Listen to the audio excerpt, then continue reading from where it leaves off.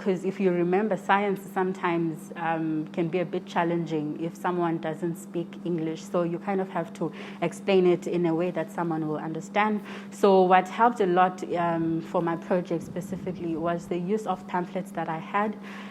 The pamphlets were written in English, isiXhosa, as well as Afrikaans, and then we printed them out and we handed them out the first time we actually visited Amakhala, and we're just engaging with people around the project and just reminding them that, okay, this is the project that we spoke about last year. Are you still interested in joining? And people said, yes, I'm interested in joining. And we were conversating in isiXhosa, meaning that they could understand.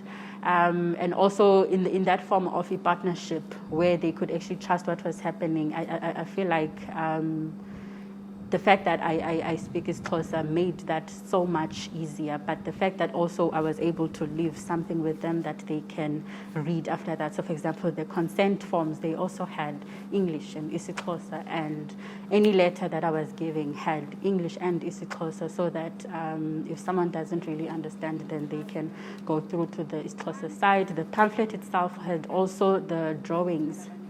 So if someone wasn't really literate, then they could just look at the drawings, make an understanding of the drawings, and then be able to then do the testing.